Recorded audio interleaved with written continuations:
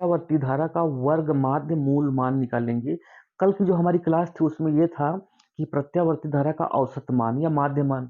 तो औसत मान में हमने ये जाना था कि देखो प्रत्यावर्ती धारा हमेशा सुरंग और गर्त के रूप में चलती है ऐसे, ठीक है ना।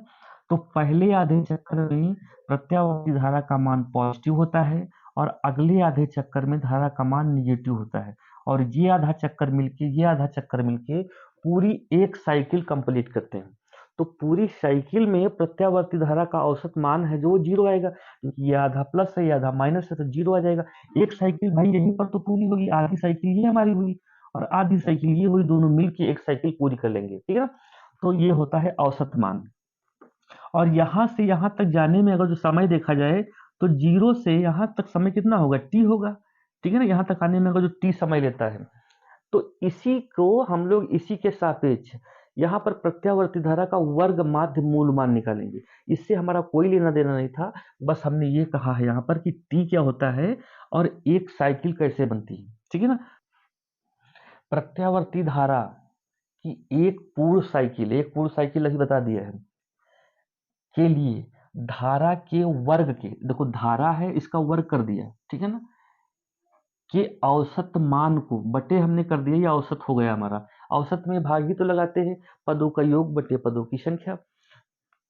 औसत मान के वर्गमूल को प्रत्यावर्ती धारा का वर्गमाध्य मूल कहते हैं। अब देखो वर्गमूल निकालने के लिए हम लोग इस तरीके से कर दें तो वर्गमूल हमारा निकल आएगा। अच्छा इस तरीके से करेंगे ये बड़ी लचर पचर हो जाएगी इधर, तो इस लचर पचर को ना करके हम लोग ये इधर रूट ना लगाएं, ठीक है ना। हम इधर अगर जो स्क्वायर लगा दें तो बात तो वही होगी, हम आराम से सॉल्व कर लेंगे और फिर आगे स्क्वायर खत्म करेंगे, रूट उधर कवर कर देंगे। तो ये इस तरीके से हम करते हैं। देखो I R M S, R का मतलब होता है रूट, एम मतलब मीन्स और एस मतलब स्क्वायर, ठीक है ना, वर्ग माध्य मूल हिंदी बोले। आप क्या करेंगे, हम लोग धारा धारा आई का वर्ग, ठीक है ना, dt, ये dt क्या है, ये हम इसको समाकलन के माफिक लगाएंगे, ठीक है ना।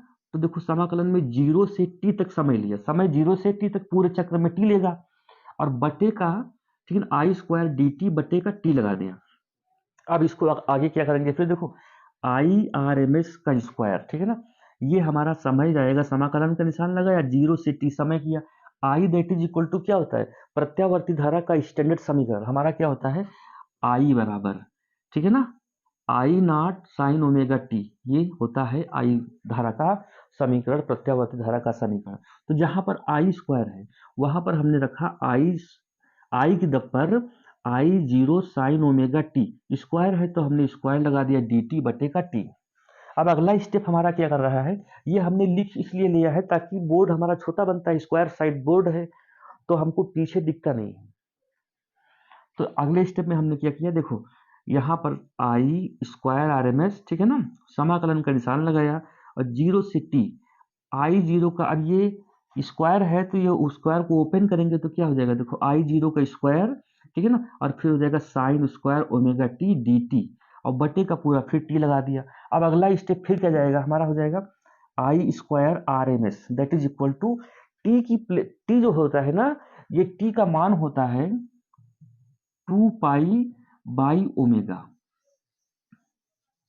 तो जहां जहां पर टी है वहां वहां पर हमने रखना है 2 पाई बटे ओमेगा। देखो कैसे रखते हैं, तो यहाँ पर टी था हम रखेंगे 2 पाई बाई ओमेगा, ठीक है ना, जीरो आई आई जीरो स्क्वायर ही है और साइन स्क्वायर ओमेगा टी का एक फार्मूला होता है जो बायो वालों बच्चों को थोड़ा कम पता होता है, तो मैथ वाले जानते हैं, बायो वाले इसको याद कर लेंगे। तो साइन स्क्वायर ओमेगा टी का फार्मूला होता है 1 - cos 2 ओमेगा टी, ये हमने रखा साइन स्क्वायर ओमेगा टी के प्लेस पे 1 - cos 2 ओमेगा टी, ठीक है ना, और बटे का 2, ये फार्मूला होता है साइन स्क्वायर ओमेगा टी का फार्मूला होता है 1 - cos 2 ओमेगा टी बटे का 2, डी टी लिख दिए और फिर बटे का टी है, ठीक है ना।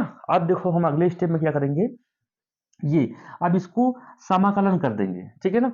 ये देखो जो कांस्टेंट है हम फटाक से उसको बाहर ले लेंगे, आई जीरो स्क्वायर कांस्टेंट इसको बाहर ले लिया, ठीक है ना, और टू को भी बाहर ले लिया, टी को भी बाहर ले लिया, वो बाहर आ जाएगा तो आई जीरो स्क्वायर टू टी हो जाएगा।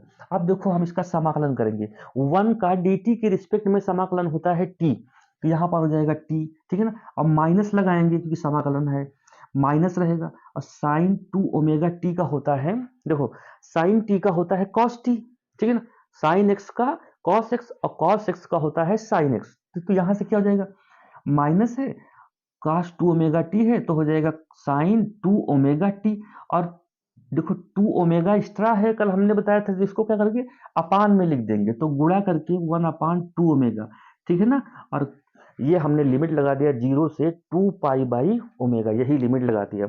अब अगले स्टेप में हम यहाँ पर सॉल्व करते, देखो ये हमारा हो जाएगा I square R M S that is equal to, ठीक है ना, ये हो जाएगा आई 0 स्क्वायर बटे 2 गुणे टी का मान है 2 पाई बाई ओमेगा, ठीक है। अब देखो यहाँ पर क्या हो जाएगा, यहाँ पर टी की जगह पर हमारा इतना बचा, एक बार लिख लेंगे, ये हमारा बचेगा T minus sine 2 pi omega, 2 pi omega cut गया, तो यहाँ पर बचा साइन टी, लिमिट लगाएंगे 0 से 2 पाई बाई ओमेगा। अब देखो यहाँ से हमारा क्या हो जाएगा, I square R M S that is equal to I 0 का स्क्वायर भैया बटे का 2 दूना 4, ठीक है ना, पाई ओमेगा।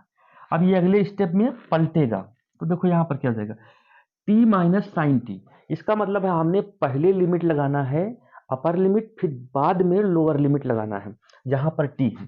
तो देखो हम लगाएंगे, तो टी के प्लेस पे हम रखेंगे 2 पाई बाई ओमेगा, माइनस लगाएंगे साइन टी का जो होगा ये हो जाएगा साइन, ठीक है ना, टी के प्लेस पे गुणे 2 पाई बाई ओमेगा।